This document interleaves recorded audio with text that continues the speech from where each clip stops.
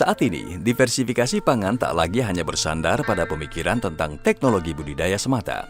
Lebih dari itu, diversifikasi pangan telah menjelma menjadi sebuah gerakan berbasis komunitas dan masyarakat yang bertujuan untuk menuntaskan masalah ketahanan pangan.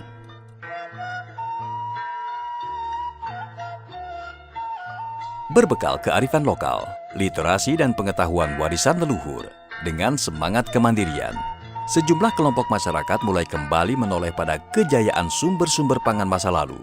Salah satunya adalah Jali atau Hanjeli. Jadi Hanjeli ya, memang nama daerahnya disebut Hanjeli, tapi nama sebenarnya kalau di Indonesia adalah Jali.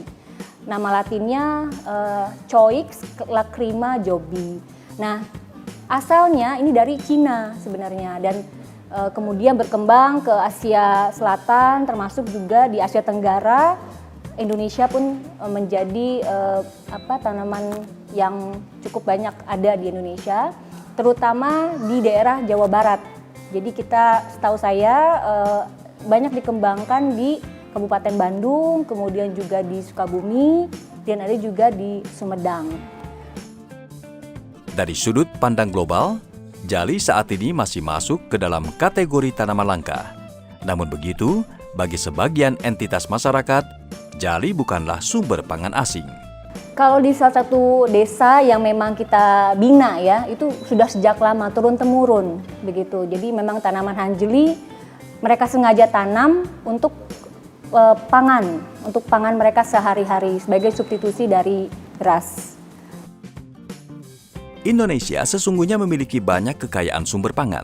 Meski begitu, perlu sebuah pekerjaan besar yang dilakukan secara kolektif agar aspek hulu hingga hilir, mulai dari tanam, panen, pengolahan pasca panen, dan pemanfaatan dapat tercakup dengan baik.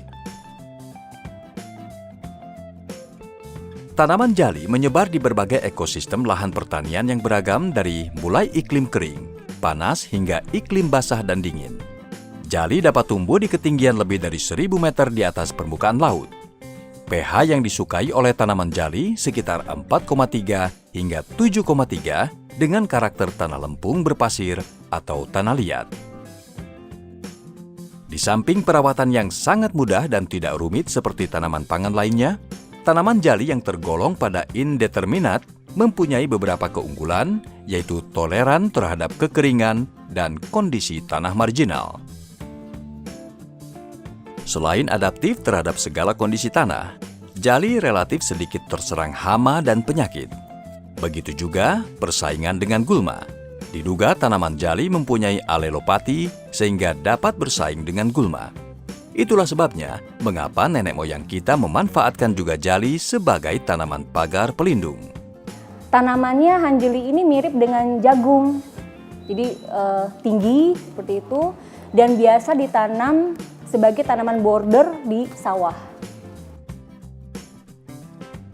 Meskipun Jali nyaris tidak pernah terserang hama, namun jika diperlukan tindakan preventif perlu diberikan tambahan insektisida untuk mencegah serangan hama penyakit. Perlakuan ini berfungsi untuk membantu pertumbuhan tanaman di masa awal dan benar-benar terbebas dari serangan hama penyakit.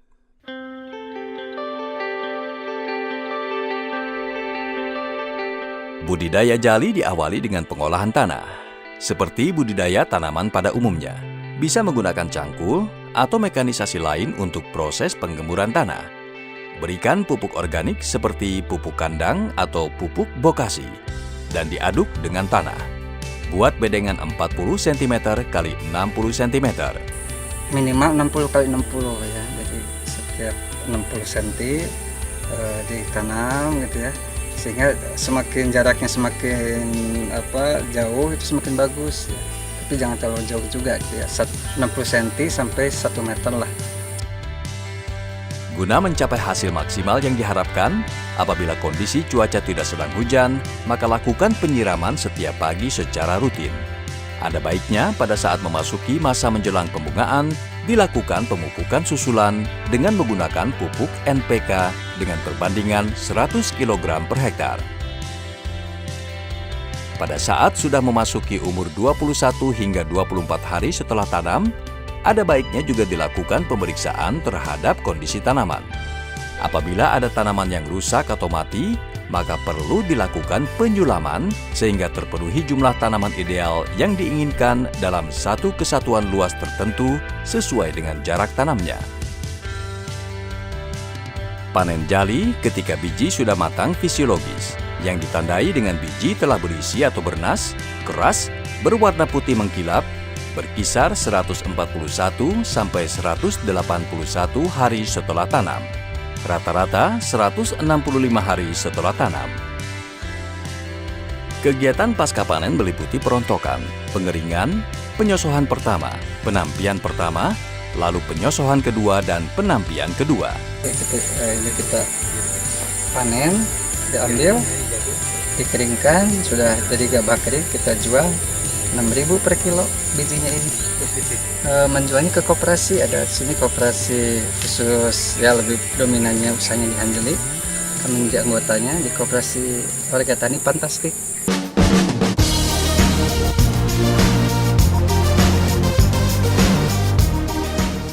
Selain kaya akan nilai gizi, nutrisi dan manfaat bagi kesehatan, jali juga dapat menghasilkan aneka olahan yang begitu beragam.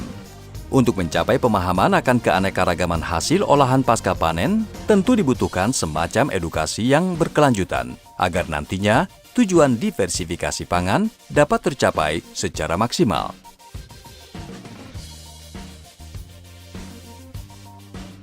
Bagian yang menarik dari Hanjeli adalah bulirnya yang mengandung nutrisi serta gizi yang tinggi. Bahkan, selain sebagai sumber pangan pokok alternatif, jali juga sangat berpotensi sebagai pangan fungsional dan tanaman berkhasiat obat.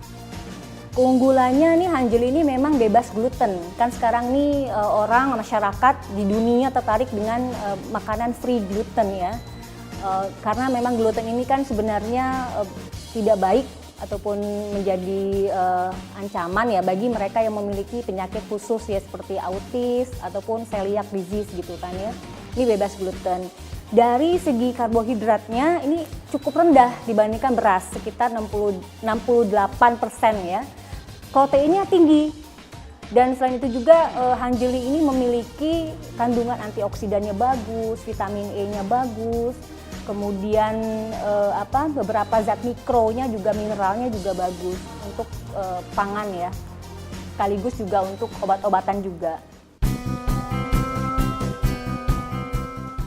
Selain budidaya Hanjeli untuk konsumsi, Hanjeli juga dapat menjadi objek dalam agrowisata berbasis ketahanan pangan dengan nilai edukasi tinggi soal sumber pangan alternatif dan sumber pangan masa depan. Kebetulan di geopark itu ada 3 unsur. Pertama ada geodiversity, biodiversity, dan ada kultur diversity. Artinya kami masuk di kawasan yang sedang mengembangkan konsepnya biodiversity-nya. Jadi ini menjadi kebanggaan kami di kawasan geopark, ada satu produk unggulan yaitu Hanjeli.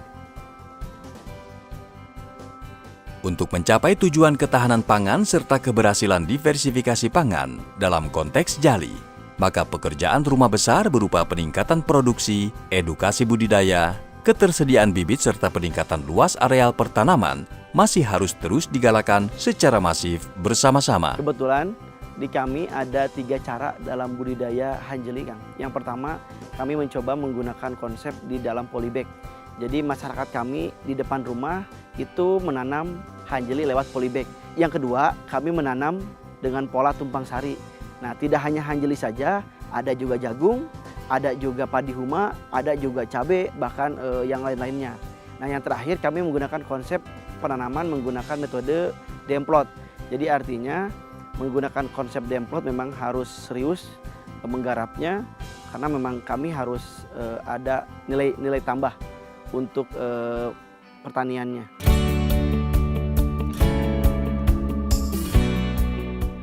Gerakan budaya pangan adalah gerakan bersandar pada aksi untuk menyelesaikan masalah-masalah pangan yang bisa saja kelak akan dihadapi masyarakat. Literasi ditegakkan, pangan diperkuat, prinsip peladangan mandiri dimaksimalkan.